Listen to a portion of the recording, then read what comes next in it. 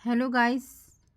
आप अगर किसी भी एग्ज़ाम की तैयारी कर रहे हो, चाहे वो एमपी पीएससी हो या फिर झारखंड पीएससी हो, आप सभी को एनसीईआरटी की बुक पढ़ना बहुत आवश्यक है, क्योंकि इससे आपका बेस क्लियर हो जाएगा और आपकी प्रीलिम्स के साथ साथ मेंस की भी तैयारी हो जाएगी। और आपको इससे ये फ़ायदा होगा कि आपको फैक्ट रटने नहीं पड़ेंगे, आप उसको बहुत ही इजी तरीके से समझ सकेंगे और आपको याद नहीं करना पड़ेगा। तो आज मैं आपके सामने एनसीईआरटी क्लास 6 कब कब कहाँ और कैसे इस चैप्टर के बारे में बताऊंगी। तो ये आपके लिए बहुत हेल्पफुल रहने वाला होगा। इस प्रकार से अगर आप मेरे इस वीडियो को चाहते हैं कि अपने लिए यूज़ करें, तो आप मेरे चैनल को लाइक और सब्सक्राइब कर दीजिएगा, ताकि जिससे मेरा मोटिवेशन बढ़े और फिर मैं आपके लिए और भी इस प्रकार से एनसीईआरटी सारी सीरीज़ लेकर के आऊँगी, चाहे वो साइंस की हो, सोशल साइंस की हो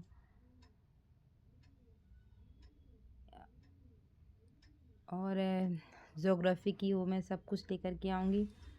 तो अब हम शुरू करने जा रहे हैं। इसमें लिखा हुआ है क्या, कब, कहाँ और कैसे। ठीक है, तो इसमें लिखा है कि रसीदा का सवाल है। रसीदा बैठी अखबार पढ़ रही थी।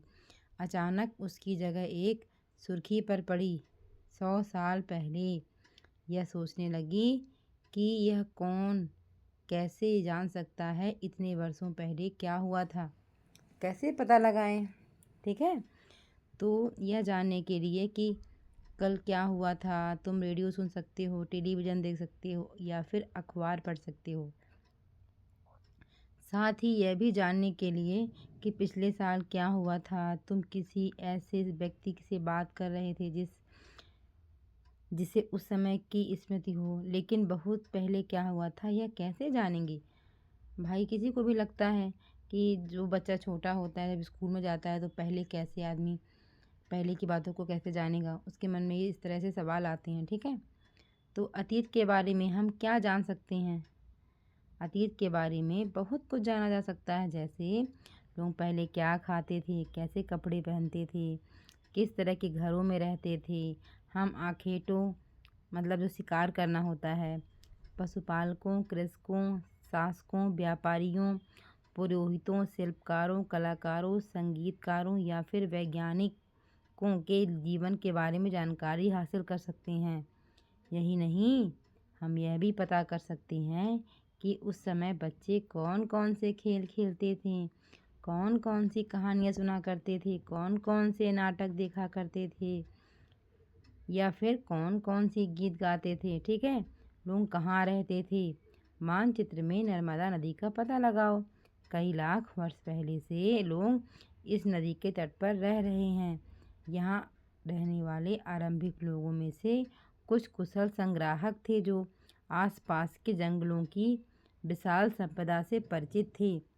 अपने भोजन के लिए वे जड़ों, फलों और जंगल के अन्य उत्पादनों या अन्य उत्पादों का यहीं से संग्रह किया करते थे। ये जानवरों का आखेट मतलब शिकार करते थे। ठीक है, और अब तुम उत्तर पश्चिम की सुलेमान, जो उत्तर पश्चिम में क्या है, सुलेमान और किरथर पहाड़ियों का भी पता लगाओ। इसी क्षेत्र में कुछ ऐसे स्थान हैं जहाँ लगभग 8000 वर्ष पूर्व स्त्री पुरुष ने सबसे पहले गेहूँ तथा जौ जैसी फसलों को उपजाना आरंभ किया। ठीक है, तो इसमें ये जैसे यहाँ पे विशेष चीज़ें आपको इम्पॉर्टेंट है, जो आपको नोट करना होगा कि क्या तुम उत्तर पश्चिम की सुलेमान और किरथर की पहाड़ियों का पता लगाओ। इसी क्षेत्र में कुछ ऐसे स्थान हैं जहाँ लगभग 8000 वर्ष पूर्व स्त्री पुरुषों ने सबसे पहले गेहूँ उगाया था। तो अगर क्वेश्चन आ जाए, हाँ, कि सबसे पहले कहाँ पर गेहूँ उगाया गया था, तो आपका आंसर होगा कि उत्तर पश्चिम में सुलेमान और किरथर की पहाड़ियों में सबसे पहले गेहूँ उगाया गया था। ठीक है, तथा जौ जैसी फसलों को उपजाना आरंभ किया था। गेहूं और जौ दोनों को सुलेमान और किरथर की पहाड़ियों में सबसे पहले उगाया गया था। कितना आसान है, कुछ नहीं, आप इसको 3-4 बार बोलिए। अरे भैया, सबसे पहले गेहूं और जौ कहाँ पर उगाया गया था? कुछ नहीं, बस आपका बहुत इजी आंसर है। अरे भैया, आपको पता है ना, सबसे पहले जो उत्तर पश्चिम की सुलेमान की किरथर पहाड़ियाँ हैं, ठीक है, वहीं पर सबसे पहले भैया गेहूं उगाया गया था। अरे भैया, गेहूं के बिना तो आप कुछ भी नहीं खा पाएंगे। जो आप पिज़्ज़ा खाते हैं, जो आज का सबसे इम्पॉर्टेंट डिश है, सबको छोटे से लेके बड़ों को भले नुकसान करता है, बहुत पसंद आता है। तो भैया इसका खेती सबसे पहले जिसको पसंद है तो उसको तो याद करना पड़ेगा ना, ठीक है। तो आप इसको अपनी रियल लाइफ से, कोई भी जो फैक्ट्स हैं उसको आप अपनी रियल लाइफ से जोड़ करके देखिए भैया। हमें पिज़्ज़ा हो, चाहे बिस्किट हो, चाहे केक हो, ये सब को अच्छा लगता है। और ये शायद ही कोई पार्टी हो जिसमें केक का यूज ना होता हो। तो भैया, गेहूं के बिना तो सब व्यर्थ है। सबसे पहले गेहूं और जौ कहाँ उगाया गया था, जो तुम्हारा सबसे फेवरेट है? वो सुलेमान और किरथर की पहाड़ियों में। इस प्रकार से आप 3-4 बार बोलेंगे ना तो आपको अपने से ये फैक्ट याद हो जाएगा। आपको मैं यहीं पे इस फैक्ट को याद करवाती जाऊंगी, ठीक है। तो आप कैसे याद करेंगे? सुलेमान और किरथर की पहाड़ियाँ। सुलेमान और कहाँ पर भाई? ये उत्तर पश्चिम में है। कहाँ पर है भाई? उत्तर पश्चिम। आप यूपी जोड़ लीजिए, यूपी, यू से उत्तर और पी से पश्चिम, ठीक है। इस प्रकार से आप इसको याद कर सकते हैं। 4 बार बोलिए कि उत्तर पश्चिम की सुलेमान और किरथर पहाड़ियाँ, उत्तर पश्चिम की सुलेमान और किरथर पहाड़ियाँ, ठीक है। उत्तर पश्चिम की सुलेमान और किरथर पहाड़ियाँ, उत्तर पश्चिम की सुलेमान और किरथर पहाड़ियाँ। यहीं पर क्या किया गया था भैया? सबसे पहले गेहूं और जौ को उगाया गया था, ठीक है। इसीलिए आपको एनसीईआरटी पढ़ना चाहिए कि जो एक क्वेश्चन है ना, इन्हीं सब से बनते हैं। जितने भी कोचिंग वाले सब पढ़ा रहे हैं ना, सब एनसीईआरटी से ही पढ़ा रहे हैं, उसी से अपने नोट्स तैयार करते हैं, ठीक है। और जो ये सर क्या कहते हैं, महेश कुमार वर्णवाल, जिन्होंने ये पुस्तक लिखी है, चाहे यूपीएससी हो या एमपीपीएससी हो, सभी कैंडिडेट इसी को पढ़ते हैं। तो ये भी सब एनसीईआरटी का ही निचोड़ है, पर इसमें डीप नहीं है। और बुक में आपको डीप मिल जाएगा, इसको आप आराम से पढ़ के, इसकी थ्योरी पढ़ के आपको समझ में आ जाएगा। तो आप देख लीजिएगा, अब आपको एक कभी नहीं भूलेगा कि भैया सबसे पहले गेहूं और जौ कहाँ उगाया गया था भाई? यूपी से आप उत्तर पश्चिम याद कर लीजिए, और किरथर की पहाड़ियों से। किधर से किरथर हो जाएगा, किधर जा रहे हैं भैया गेहूं लेने, ठीक है। इसका ट्रिक भी हो जाएगा। किधर जा रहे हैं भैया गेहूं लेने? पहाड़ियों पर जा रहे हैं गेहूं लेने, ठीक है। तो किधर से किरथर हो जाएगा, अब पहाड़ियों से पहाड़ियों हो जाएगा, यूपी से उत्तर पश्चिम हो जाएगा, ठीक है। तो अब आपको शायद ही भूले ये, ठीक है। अब हम आगे बढ़ते हैं। तो आपका एक ये फैक्ट हमेशा के लिए, चाहे आप कोई भी एग्ज़ाम दें, हमेशा के लिए तैयार हो गया है। अब हम आगे बढ़ते हैं, ठीक है। इस प्रकार से हम बहुत आपको एकदम डीप में जा कर के एनसीईआरटी रटवा देंगे और आपको किसी भी एग्ज़ाम में कोई दिक्कत नहीं होगी, ठीक है। फिर हम आगे बढ़ते हैं। तो फिर इसमें लिखा गया है कि वो फिर उसमें आगे है, जैसे कि जौ जैसी फसलों को उपजाना आरंभ किया गया। उन्होंने भेड़, बकरी और गाय, बैल जैसे पशुओं को पालतू बनाना भी शुरू किया। अब भाई खेती भी करने लग गए जो हमारे पूर्वज थे, और फिर भेड़, बकरी, गाय, बैल इनको भी पालने लग गए, ठीक है। ठीक है ना भैया। उन्होंने भेड़, बकरी, गाय जैसे पशुओं को पालतू बनाना शुरू किया। ये लोग गांव में रहते थे, ठीक है, जो खेती करते थे और साथ में पालतू पशुओं को पालते थे। उत्तर पूर्व में गारो तथा मध्य भारत में विंध्य पहाड़ियों का पता लगाओ। ये आपको ये पढ़ने का ट्रिक बता रहा है कि भाई उत्तर और पूर्व में गारो तथा मध्य भारत में, उत्तर पूर्व में क्या है गारो, जो उत्तर पूर्व में क्या है गारो, और साथ में विंध्य की पहाड़ियाँ, इसमें आप उत्तर पूर्व गारो तथा मध्य भारत में, जो मध्य भारत हमारा उसमें क्या है विंध्य की पहाड़ियाँ हैं, ठीक है, जो हमारा मध्य प्रदेश है, ठीक है, मध्य भारत में विंध्य की पहाड़ियों का पता लगाओ, ठीक है।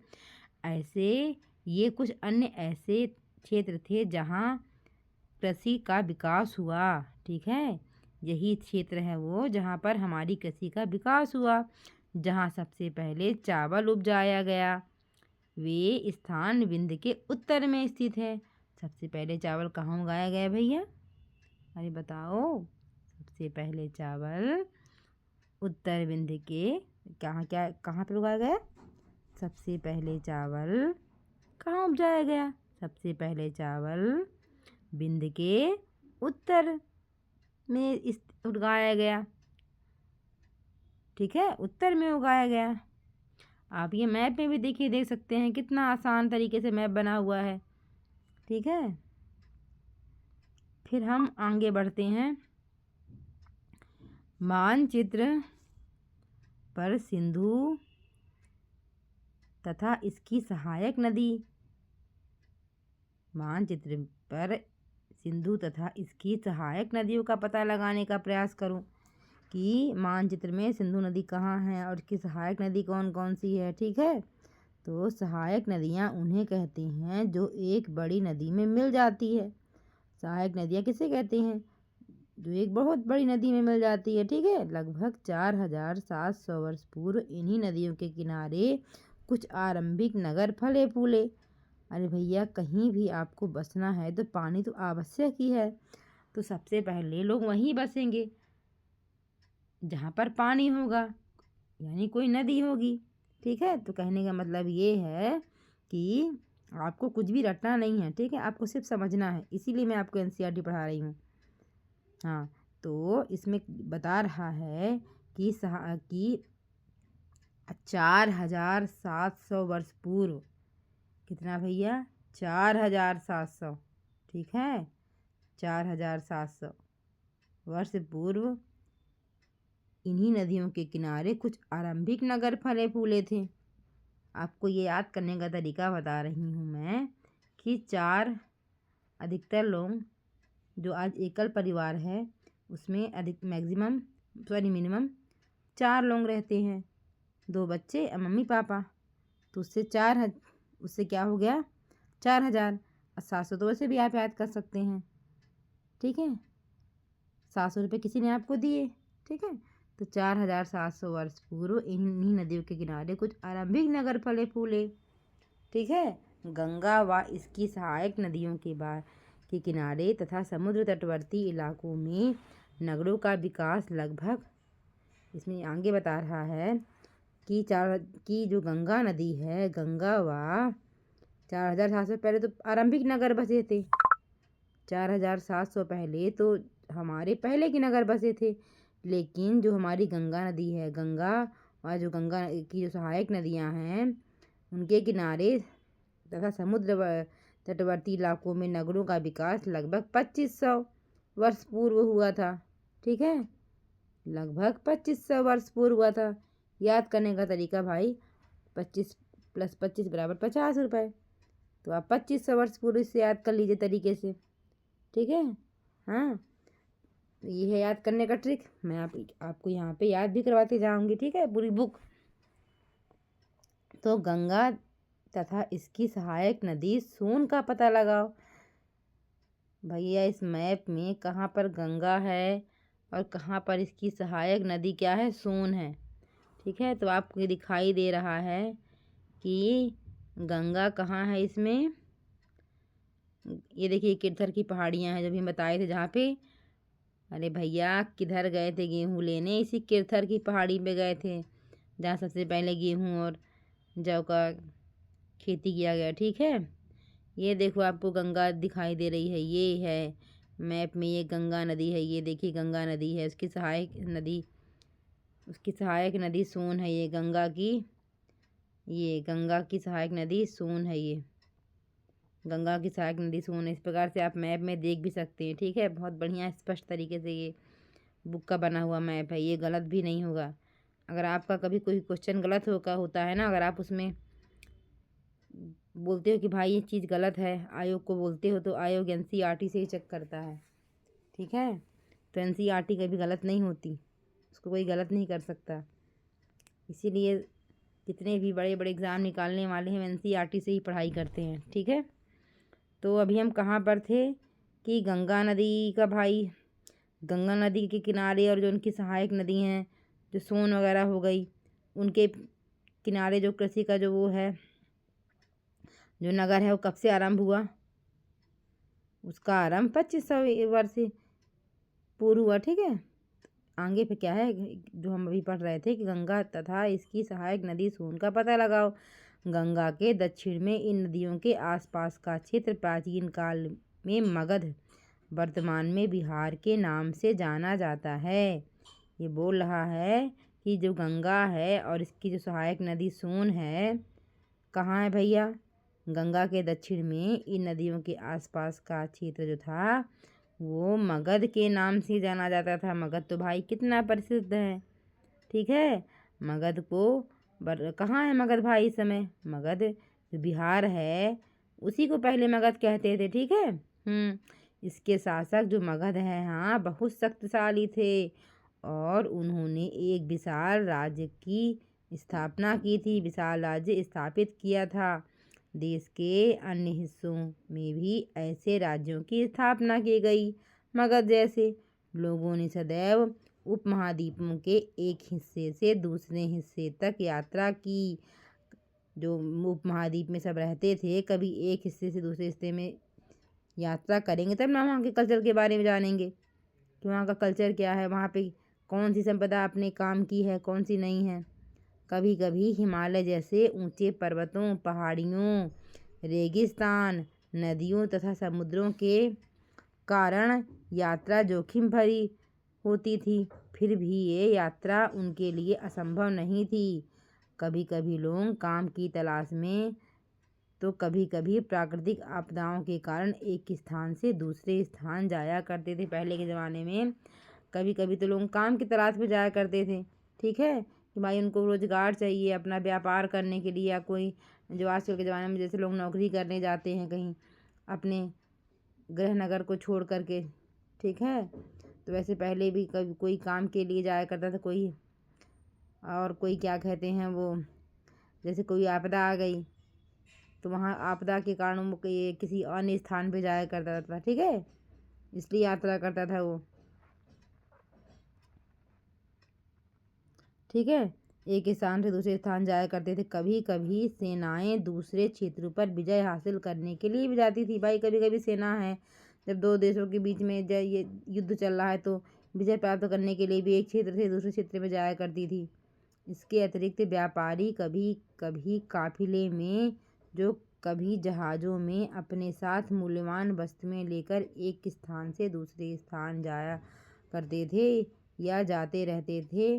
धार्मिक गुरु लोगों को शिक्षा और सलाह देते हुए एक गांव से दूसरे गांव तथा एक कस्बे से दूसरे कस्बे जाया करते थे। कुछ लोग नए और रोचक स्थानों को खोजने की चाह में उत्सुकतावश भी यात्रा किया करते थे। इन सभी यात्राओं से लोगों को एक दूसरे के विचारों को जानने का अवसर मिलता था। कभी कभी तो जो व्यापारी होते थे वो अपने वस्तुओं को, मूल्यवान वस्तुओं को लेकर एक स्थान से दूसरे स्थान पर दोगुना पैसा कमाने के लिए, व्यापार करने के लिए जाया करते थे। तथा जो कभी कभी जो धार्मिक जो गुरु होते हैं वो शिक्षा और सलाह के लिए भी एक गांव से दूसरे गांव तथा एक कस्बे से दूसरे कस्बे जाया करते थे भाई। तथा कुछ लोग नए और रोचक स्थान खोजने की चाह में जाते थे कि भाई ये नया स्थान खोजेंगे, उनको उत्सुकता होती है नए स्थान खोजने की। इन सभी यात्राओं से लोग जो क्या करते थे, एक दूसरे के विचार को जानते थे और अपने विचारों का आदान प्रदान करते थे, और उससे उनको एक दूसरे के विचारों को जानने का अवसर भी मिलता था भाई, कि भाई उनके विचार क्या हैं, हमारे विचार क्या हैं। आज जिसके विचार अच्छे हो उसको अपना लो बस। आज लोग क्यों यात्रा करते हैं? ठीक है, आज लोग क्यों यात्रा करते हैं भाई? एक बार फिर से मानचित्र एक को देखो। पहाड़ियाँ, पर्वत, समुद्र इस उपमहाद्वीप की प्राकृतिक सीमा का निर्माण करते हैं, ठीक है। हाँ, हालांकि लोगों के लिए इन सीमाओं को पार करना आसान नहीं है। जिन्होंने ऐसा चाहा वे ऐसा कर सके। ये पर्वतों की ऊंचाइयों को छू सकें तथा गहरे समुद्रों को पार कर सकें। उपमहाद्वीप के बाहर से भी कुछ लोग यहाँ पर आए। जो उपमहाद्वीप है, हाँ, तो उपमहाद्वीप से बाहर से भी कुछ लोग यहाँ पर आए, अपने भारत में आए और आकर यहीं बस गए। लोगों के इस आवागमन से हमारी सांस्कृतिक परंपराओं को समृद्ध किया। जब लोग यहाँ से वहाँ जाएंगे तो भाई अपनी संस्कृति समृद्ध होगी। कई वर्षों से लोग पत्थर को तराशने, संगीत रचने और यहाँ तक कि भोजन बनाने के लिए नए तरीकों के बारे में एक दूसरे के विचारों को अपनाते रहे, ठीक है। जो पत्थर होते हैं वो पत्थर को तराशने, उनसे औजार बनाने और संगीत रचने, तो यहाँ तक कि भोजन बनाने के नए नए तरीके भाई उससे जिससे भोजन स्वादिष्ट लग सके, ठीक है, के बारे में एक दूसरे से विचारों को अपनाते रहे। भाई तुम कैसे बनाते हो, हम कैसे बनाते हैं। जब एक जगह से दूसरी जगह जाओगे, एक उपमहाद्वीप से दूसरे उपमहाद्वीप में जाओगे, तब ना कोई जान पाएगा कि भाई तुम्हारा भोजन कैसा बनता है, हमारा भोजन कैसा बनता है। देश के नाम, अपने देश के लिए हम प्रायः भारत को, ठीक है, इंडिया तथा भारत जैसे नामों का उपयोग करते हैं। इंडिया शब्द इंडस से निकला है, जिसे संस्कृत में सिंधु कहा जाता है, ठीक है। तो हाँ भाई, हमारा जो इंडिया भाषा है वो कहाँ से निकला है? सिंधु संस्कृत में सिंधु कहा जाता है। इंडिया शब्द इंडस से निकला है, क्योंकि क्या कहते हैं, इंडस इंग्लिश में कहते हैं उसको, सिंधु नदी को, जिसे संस्कृत में सिंधु कहा जाता है। अपने एटलस में ईरान और यूनान का पता लगाओ। 2500 वर्ष पूर्व उत्तर पश्चिम यूपी, जहाँ उत्तर पश्चिम आया था यूपी कंटेक्ट कर लेना, ठीक है, यूपी जोड़ लेना अपने से आप, ठीक है। उत्तर पश्चिम की ओर से आने वाले ईरानियों और यूनानियों ने सिंधु को, जो उत्तर पश्चिम से कौन आए थे भाई? हाँ, ईरानी और यूनानी आए थे। उत्तर पश्चिम यूपी से कौन आए थे? ईरानी और यूनानी आए थे। जब ये आए और सिंधु नदी को इंदोस कहा, तो इंदोस और इस नदी के पूर्व स्थित भूमि को इंडिया कहा गया, ठीक है। इंदोस से इंडिया हो गया, ठीक है। भारत नाम का प्रयोग उत्तर पश्चिम में रहने वाले लोगों के एक समूह के लिए किया जाता था। इस समूह का उल्लेख संस्कृत की आरंभिक लगभग 3500 वर्ष पूर्व कृति ऋग्वेद में मिलता है। बाद में इसका प्रयोग देश के लिए होने लगा, ठीक है। बताते हैं कि कोई क्या कहते हैं, भरत मुनि थे, उनके नाम से भी भाई पड़ गया। हाँ, अतीत के बारे में कैसे जानें? अतीत की जानकारी हम कई प्रकार से प्राप्त कर सकते हैं। इसमें से एक तरीका अतीत में लिखी गई पुस्तकों को ढूंढना। हमको जब अतीत के बारे में जानना होगा तो हम जो पहले पुस्तक लिखी गई थी अतीत में उसको ढूंढेंगे। ये पुस्तकें हाथ से लिखी होने के कारण पांडुलिपि कही जाती है। जिन पुस्तकों को हम हाथ से लिखते हैं उनको पांडुलिपि कहते हैं, ठीक है। अंग्रेजी में पांडुलिपि के लिए प्रयुक्त होने वाला मैन्यूस्क्रिप्ट शब्द लैटिन शब्द, जो हिंदी में पांडुलिपि कहेंगे और इंग्लिश में क्या कहेंगे? मैन्यूस्क्रिप्ट कहेंगे। मैन्यूस्क्रिप्ट जो होता है लैटिन शब्द मेनू, जिसका अर्थ है हाथ। मेनू का अर्थ क्या भाई? हाथ से निकला है। ये पांडुलिपियाँ प्रायः पहले के ज़माने में ताड़पत्र जो होते हैं अथवा हिमालय क्षेत्र में उगने वाले भुर्ज नामक पेड़ की छाल के विशेष तरीके से तैयार भोजपत्र पर लिखी जाती थी। देखिए यहाँ पर लिखा भी है वो पांडुलिपि, ठीक है। तो पहले भाई किस में लिखा जाता था? सबसे पहले तो आप ये जानिए कि इसमें जैसे लिखा है अतीत की जानकारी हम कई प्रकार से कर सकते हैं। कई प्रकार से प्राप्त कर सकते हैं। इसमें से तरीका जो भाई पहले लिखा गया था, जो पहले अतीत में लिखी हुई पुस्तकों को ढूंढे हम। ये पुस्तकें हाथ से लिखी जाती थी पहले, कि पहले के ज़माने में मशीन तो होती नहीं थी। हाँ, तो हाथ से लिखी जाने के कारण भाई कोई भी चीज़ हम अगर हाथ से लिखेंगे तो उसको क्या लिखेंगे, पांडुलिपि बोलेंगे, पांडुलिपि कहेंगे। ठीक है। अंग्रेजी में पांडुलिपि को क्या के लिए क्या यूज़ करते हैं, मैन्यूस्क्रिप्ट। मैन्यू मतलब हाथ, जिसका अर्थ हाथ से है। ठीक है। तो जो हमारे हाथ से हम किस में लिखते थे भाई, उसके लिए सब कुछ चाहिए लिखने के लिए हाथ से, तो हम क्या करते थे, जो ताड़पत्र होते हैं उसमें लिखा करते थे। अथवा जो हिमालय क्षेत्र में उगने वाले भुर्ज, एक भुर्ज नामक क्या होता है, पेड़ की छाल के विशेष तरीके से तैयार भोजपत्र, ठीक है, उसमें लिखा करते थे। ठीक है। भुर्ज के पेड़ की छाल का विशेष रूप से तैयार किया जाता था, उसको बोलते थे भोजपत्र, उसी में लिखते थे पहले हम। ठीक है। ये देखिए इसमें ये चित्र भी दिया भी गया है, येलो कलर से, ये पांडुलिपि है। इतने वर्षों में इसमें से कई पांडुलिपियों को कीड़ों ने खा लिया। भाई इतने दिन पहले की बात है, तो कहाँ तक अभी तक सेव रहेगा, कुछ को तो भाई कीड़े ने खा गए, कुछ नष्ट कर दिया। ठीक, कीड़े खा लिए तथा कुछ को नष्ट कर दिया। फिर भी ऐसी कई पांडुलिपियाँ आज भी उपलब्ध हैं। प्रायः प्रायः ये पांडुलिपियाँ मंदिरों और विहारों में प्राप्त होती हैं। इन पुस्तकों में धार्मिक मान्यताओं व व्यवहार, राजाओं के जीवन, औषधियाँ तथा विज्ञान आदि सभी प्रकार के विषयों की चर्चा मिलती है। इसके अतिरिक्त हमारे जो महाकाव्य, कविताएं, नाटक, इसमें से कई संस्कृत में लिखे हुए मिलते हैं, जबकि अन्य प्राकृत और तमिल में हैं। कुछ कुछ चीज़ें जो पांडुलिपि में लिखे हुए संस्कृत से हैं, और कुछ प्राकृत भाषा में हैं और कुछ तमिल भाषा में हैं। प्राकृत भाषा का प्रयोग आम लोग करते हैं। ठीक है। जो प्राकृत भाषा है उसका प्रयोग आम लोग करते हैं। हम अभिलेखों का अध्ययन कर सकते हैं। ऐसे लेख पत्थर अथवा धातु और जैसी अपेक्षाकृत कठोर सतहों पर उत्कीर्ण किए गए मिलते हैं। अगर हम पत्थर पर लिखेंगे तो उसको क्या बोलेंगे, अभिलेख। ठीक है। कभी कभी शासक अथवा अन्य लोग अपने आदेशों को इस तरह से उत्कीर्ण करवाते थे, मतलब पत्थर में लिखवाते थे।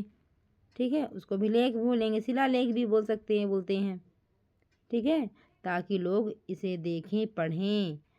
पत्थर पे लिखवाएंगे तो भाई लोग देखें, जैसे आप ही कहीं घूमने जाते हैं, आप देखते हैं पत्थर पे लिखे रहते हैं, इतने किलोमीटर दूर ये यहाँ मुड़ें, साइन बना होता है मुड़ने का पत्थर पे, ताकि भाई उसको लोग देखें और उसके हिसाब से भाई अपना आपको कहाँ जाना उस तरफ मुड़ जाएं।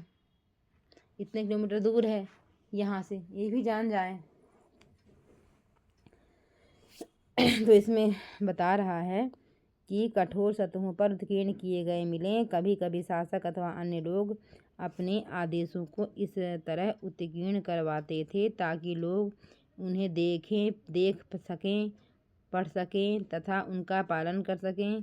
कुछ अन्य प्रकार के अभिलेख भी मिलते हैं जिसमें राजाओं तथा रानियों सहित अन्य स्त्री पुरुष ने अपने कार्यों के विवरण उत्कीर्ण करवाए हैं। उदाहरण के लिए प्रायः शासक लड़ाइयों में अर्जित विजयों का लेखा जोखा रखते थे। भाई कुछ लोग तो भाई अपने जो राजा लोग होते हैं वो कहाँ कहाँ कौन कौन से राज्य जीते, किस किस राज्य में विजय प्राप्त की, ये भी अपने पत्थरों पे लिखवाते थे।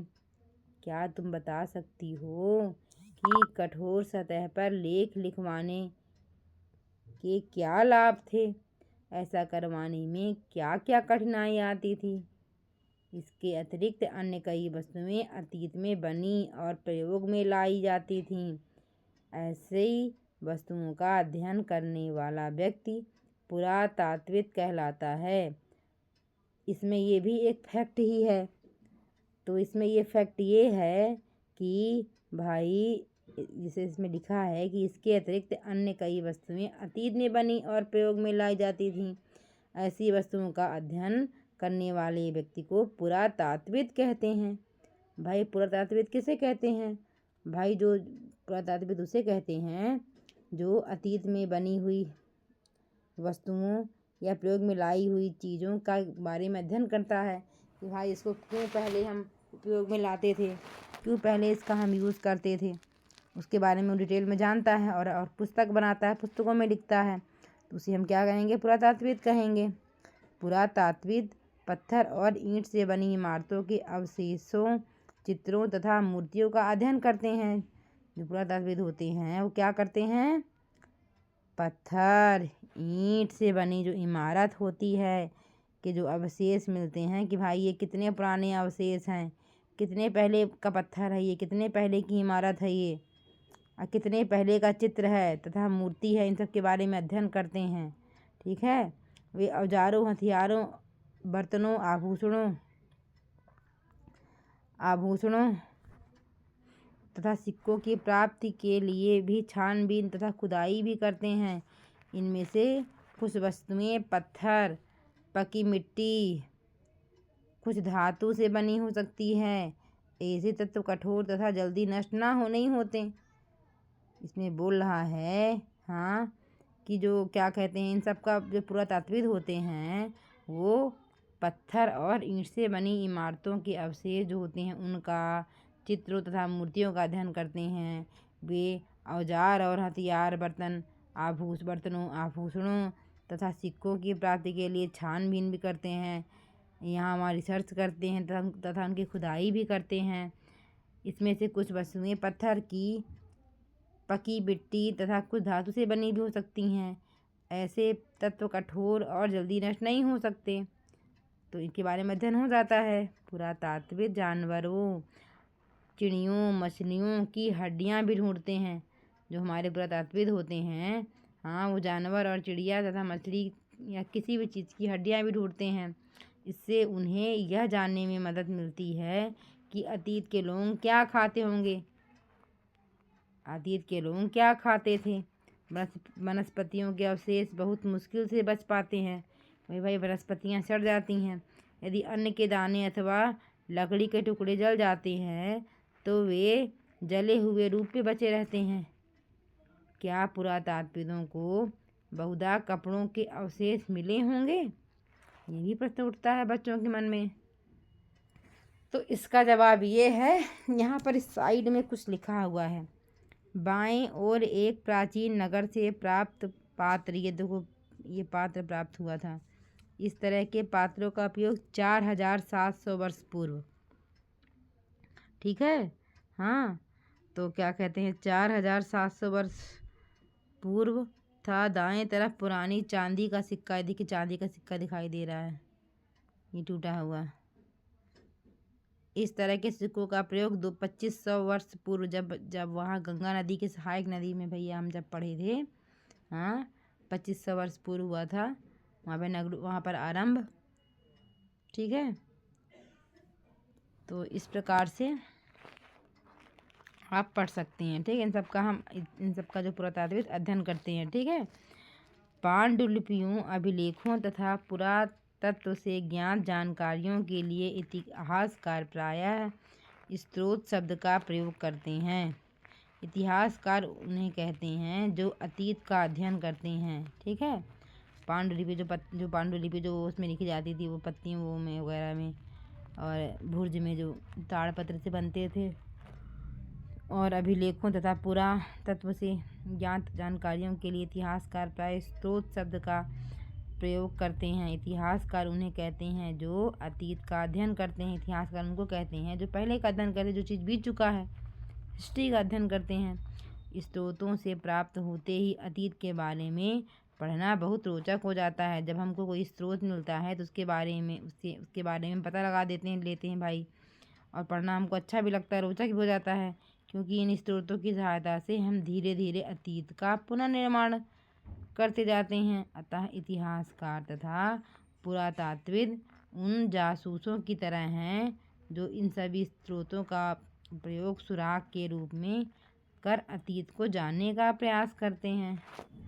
अतीत या अनेक, अतीत एक है या अनेक। क्या तुमने इस पुस्तक के शीर्षक हमारे अतीत पर ध्यान दिया है? हाँ, यहाँ अतीत शब्द का प्रयोग बहुवचन के रूप में किया जाता है। ठीक है, यहाँ पर अतीत शब्द का प्रयोग किसके रूप में करते हैं? बहुवचन के रूप में करते हैं।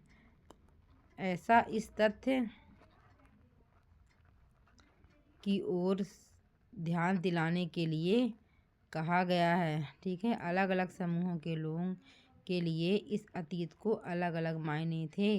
उदाहरण के लिए पशुपालकों तथा कृषकों का जीवन राजाओं तथा रानियों के जीवन से तथा व्यापारियों के जीवन शिल्पकारों के जीवन से बहुत भिन्न थे।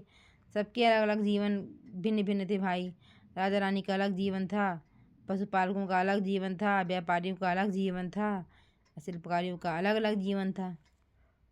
जैसा कि हम आज देखते हैं, उस समय भी देश में अलग अलग हिस्सों के लोग अलग अलग व्यवहारों और रीति रिवाजों का पालन करते थे। जैसे आज सब जगह अलग अलग देश के हिस्से में लोग अलग अलग रीति रिवाज का पालन करते हैं, वैसे पहले भी था। उदाहरण के लिए अंडमान द्वीप के अधिकांश लोग अपना भोजन मछलियाँ पकड़ कर करते हैं भाई। वहाँ पर मछली का स्रोत है, मछली समुद्र में पाई जाती है। शिकार करके तथा फल फूल के संग्रह द्वारा प्राप्त करते हैं। इसके विपरीत शहरों के में रहने वाले लोग अपनी खाद्य पूर्ति के लिए अन्य व्यक्तियों पर निर्भर होते हैं। इस तरह के भेद अतीत में भी थे, विद्यमान थे।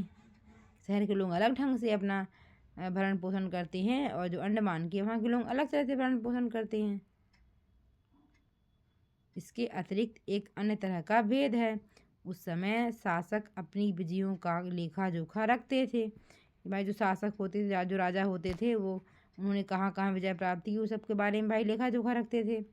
यही कारण है कि हम उन शासकों तथा उनके द्वारा लड़ी जाने वाली लड़ाइयों के बारे में काफ़ी जानते हैं भाई। वो अगर लेखा जोखा न रखते भाई, पहले के जो शासक थे, कि भाई हमने इसको जीता, हमने ये युद्ध जीता, तो आज हम कैसे जानते कि किस शासक ने किससे जीता और हमारे भारत में किसका कब शासन था। आज उनके लेखा जोखा रखने के कारण हम जान पाते हैं। यही कारण है कि उन शासकों तथा उनके द्वारा लड़ी जाने वाली लड़ाइयों के बारे में काफ़ी कुछ जानते हैं। जबकि जो शिकारी थे, मछुआरे, संग्राहक, कृषक तथा पशुपालक जैसे आम आदमी प्रायः अपने कार्यों का लेखा जोखा नहीं रखते थे, आज भी नहीं रखते हैं भाई। जो हमारे प्रधानमंत्री मोदी जी हैं, राष्ट्रपति जो हैं हमारी, उनके कार्य का लेखा जोखा हो रहा है, उनके बारे में तो हम जान जाएंगे। पर जो आम जनता है, तो क्या अपने काम का लेखा जोखा रखती है, तो हम भविष्य में हम उनके बारे में नहीं जान पाएंगे। तो इस प्रकार से अब हम आगे बढ़ रहे हैं। पुरातत्व की सहायता से हमें उनके जीवन को जानने में मदद मिलती है। हालांकि अभी भी इसके बारे में बहुत कुछ जानना शेष है। धीरे धीरे जो हम प्रयास कर रहे हैं। अगर कोई तुमसे तिथि के विषय में पूछे तो तुम शायद उस दिन की तारीख, माह, वर्ष जैसे 200 या इसी तरह का कोई और वर्ष बताओगी। वर्ष की यह गणना ईसाई धर्म के जो प्रवर्तक हैं, ईसा मसीह के जन्म की तिथि से ज्ञात की जाती है। 200 वर्ष कहने का तात्पर्य 2000 वर्ष कहने का तात्पर्य ईसा मसीह के जन्म के 2000 वर्ष के बाद। ठीक है, इसमें बोल रहा है कि वर्ष जैसे 2000 या इसी तरह का कोई और वर्ष बताओगी। वर्ष की जो गणना होती है, ईसाई धर्म प्रवर्तक ईसा मसीह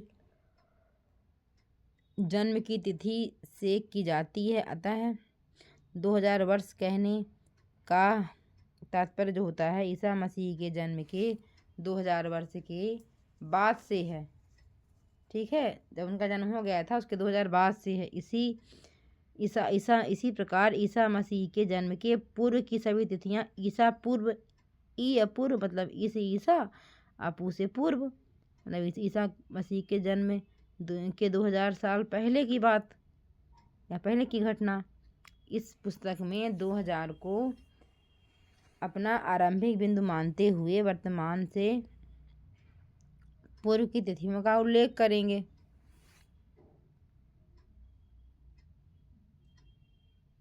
इतिहास और तिथियां, ठीक है, ये इम्पॉर्टेंट फैक्ट्स है। ये अंग्रेजी में इतिहास और तिथियां अंग्रेजी में बीसी, हिंदी जो अंग्रेजी हो तो उसमें क्या बोलते हैं बीसी, ठीक है। और हिंदी में क्या बोलेंगे ईसा पूर्व का तात्पर्य बिफोर क्राइस्ट, क्या हो गया बिफोर क्राइस्ट, क्राइस्ट के मतलब ईसा मसीह के जन्म के पहले, ईसा पूर्व, ठीक है। और फिर कभी कभी तुम तिथियों के पहले ही एडी हिंदी में लिखा हुआ पाते हो, तो एडी का मतलब क्या है एनो डोमिनी, एनो डोमिनी। आप 4 बार एडी एनो डोमिनी कहेंगे तो आपको याद हो जाएगा बीसी बिफोर क्राइस्ट, ठीक है, एनो डोमिनी, ठीक है। एनो डोमिनी नामक 2 लैटिन शब्दों से बना है तथा इसका जो तात्पर्य होता है ईसा मसीह के जन्म के वर्ष से है, ठीक है। एडी मतलब ईसा मसीह के जन्म के वर्ष से, भाई जब वो जन्म ले लिए थे। कभी कभी एडी की जगह सीई तथा बीसी, कभी कभी क्या होता है एडी की जगह हम सीई भी बोल सकते हैं तथा बीसी की जगह बीसीई का प्रयोग भी करते हैं। सीई अक्षरों का प्रयोग कॉमन एरा होता है, जो सीई होता है उसका अर्थ क्या होता है common era, CE CE common era तथा बीसीई बिफोर कॉमन एरा, ठीक है। इन शब्दों का प्रयोग इसलिए करते हैं क्योंकि विश्व के अधिकांश देशों में अब इस कैलेंडर का प्रयोग सामान्य हो गया है। भारत के तिथियों के रूप में इस रूप का प्रयोग लगभग 200 वर्ष पूर्व आरंभ हुआ था। कभी कभी अंग्रेजी में बीपी अक्षरों का प्रयोग करते हैं, ठीक है। बीपी का मतलब क्या होता है बिफोर प्रेजेंट होता है, इसमें देखो लिखा भी है मतलब वर्तमान से पहले, जो भी चल रहा उससे पहले। अब हम और भी चीज़ें पढ़ते हैं और भी फैक्ट पढ़ते हैं। जैसा कि हमने पहले पढ़ा अभिलेख कठोर सतहों पर उत्कीर्ण करवाए जाते हैं। इसमें से कई मतलब जो अभिलेख लिखते हैं शिला में, जो शिलालेख जो होता है अभिलेख, हाँ उत्कीर्ण करवाए जाते हैं। इसमें से कई अभिलेख कई 100 वर्ष पूर्व लिखे गए थे। सभी अभिलेखों में लिपियों तथा और भाषाओं का प्रयोग हुआ था। जो क्या कहते हैं जो लिपि, भाई कोई भी चीज़ हम लिखेंगे तो लिपि में लिखेंगे, भाषा में लिखेंगे, ठीक है। समय के साथ साथ अभिलेखों में प्रयुक्त भाषाओं तथा लिपियों में बहुत बदलाव आ चुका है। विद्वान अब कैसे जान पाते हैं कि क्या लिखा था, इसका पता अज्ञात लिपि का अर्थ निकालने की एक प्रक्रिया द्वारा लगाया जा सकता है। इस प्रकार से अज्ञात लिपि को जानने की एक प्रसिद्ध कहानी उत्तरी अफ्रीका देश जो है मिस्र से मिलती है। लगभग 5000 वर्ष पूर्व यहाँ राजा रानी रहते, जो मिस्र था वहाँ पे 5000 साल पहले राजा रानी रहते थे, ठीक है। मिस्र के उत्तरी तट पर रोसेट्टा नामक, रोसेट्टा रो रहा है सेट्टा, ठीक है, रोसेट्टा नामक एक कस्बा है। यहाँ से एक उत्कीर्ण पत्थर मिला था जिस पर एक ही लेख 3 भिन्न भिन्न भाषाओं तथा लिपियों यूनानी मिस्री लिपि के 2 प्रकार होते हैं में है। कुछ विद्वान यूनानी भाषा पढ़ सके। उन्होंने बताया कि यहाँ के राजा रानियों के नाम एक छोटे से फ्रेम में दिखाए गए हैं जिसे कारतूस कहा जाता है, ठीक है। जो राजा रानी के नाम थे छोटे से फ्रेम में दिखाया गया था, इसको क्या कहते हैं हम, इसको कारतूस कहते हैं। ये भी एक फैक्ट ही कहा जाए तो, हाँ। इसके बाद विद्वानों ने यूनानी और मिस्री संकेतों को अलग अलग रखते हुए मिस्री अक्षरों की समानार्थक ध्वनियों की पहचान की। जैसा कि तुम देख सकते हो यहाँ एक अक्षर के लिए शेर तथा ए अक्षर के लिए चिड़िया के चित्र बने हैं, जहाँ पे ठीक है शेर के लिए ए अक्षर के लिए चिड़िया के चित्र बने हैं। एक बार उन्होंने यह जान लिया कि विभिन्न अक्षर किसके लिए प्रयुक्त हुए हैं तो वे आसानी से अभिलेखों को पढ़ सके। बस, तो आज का हमारा ये जो टॉपिक है ख़त्म हो गया, ठीक है।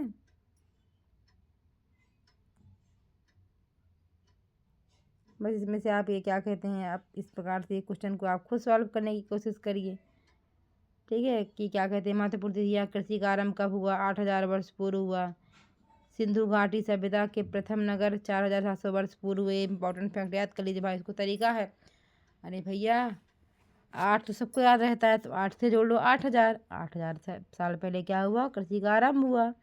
और 8 का आधा 4 होता है, तो 4,000। वो भी बताए थे आपको ट्रिक की, अधिकतर फैमिली मेम्बर में 4 लोग होते हैं, मम्मी पापा भाई बहन। तो 4,700 वर्ष पूर्व हुआ था। ठीक है, सिंधु सभ्यता का उदय और गंगा घाटी के नगर और जो मगध का सबसे बड़ा जो बिहार में है आज 2,500 वर्ष पूर्व हुआ था। 25, 25, 50। और वर्तमान लगभग 2,000 वर्ष पूर्व हुआ था, जो वर्तमान में जो चल रहा है हमारे अभी करंट में जो। और ये सब भी याद कर लीजिएगा, पांडुलिपि, ये सब सारी चीज़ें। ठीक है, मतलब तो आज का जो जितने इंपॉर्टेंट फैक्ट्स है उसको आप अपनी कॉपी में नोट कर लीजिए, ताकि आपको आपकी किसी भी एग्ज़ाम, चाहे आप MPPSC दे रहे हों, झारखंड PSC दे रहे हों, या फिर आप अभी जो ये DSSB के जो ये आर्ट्स वाले जो वर्ग 2 के स्टूडेंट हैं, उनके लिए भी काफ़ी हेल्पफुल रहेगा। आप भी उनको देख सकते हैं, और कोई भी एग्ज़ाम में ये सब चीज़ें आती ही आती है। मान लो क्वेश्चन आ जाए कि पहले के ज़माने में लिखी हुई जो, पहले हम किस में लिखते थे, या हाथ से अगर कोई चीज़ लिखते हैं तो उसको क्या बोलते हैं, इस प्रकार के इंपॉर्टेंट फैक्ट्स आ सकते हैं। तो आपको अगर ये हमारा वीडियो अच्छा लगा है तो आप चैनल को सब्सक्राइब कीजिए, ताकि अगर हम कभी आगे जो वीडियो बनाएं तो उसका नोटिफिकेशन आप तक पहुंच जाए। और इस प्रकार से हम ये जो NCERT का जो ये पड़ाव है एकदम आराम से पढ़ते हुए चलेंगे, जिससे आपका UPSC, MPPSC, IAS, UPSC का प्रिपरेशन बहुत ही इजी वे में हो जाए। ये वीडियो उनके लिए है जो अपनी स्टडी 0 लेवल से कर रहे हैं, या जो और भी पढ़ना चाहते हैं, जो समझ करके पढ़ना चाहते हैं, उनके लिए है। और जो रट करके पढ़ना चाहते हैं उनके लिए वीडियो नहीं है।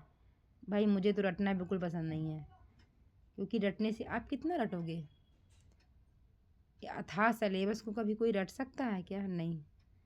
और ज़रूरी नहीं कि आप जो फैक्ट्स याद कर लें वो आपके एग्ज़ाम में आ ही जाए, पर अगर आप थ्योरी पढ़ेंगे तो आपको कभी नहीं भूलने वाला। फैक्ट्स बहुत जल्दी भूलते हैं, इसीलिए आप कोशिश कीजिए कि आप थ्योरी पढ़ें। तो चलिए ये वीडियो ख़त्म करते हैं, अब इसके आगे का चैप्टर पढ़ेंगे, या फिर कोई जो आप जो रिकमेंड करेंगे उसको भी हम बता सकते हैं। थैंक यू, नमस्कार।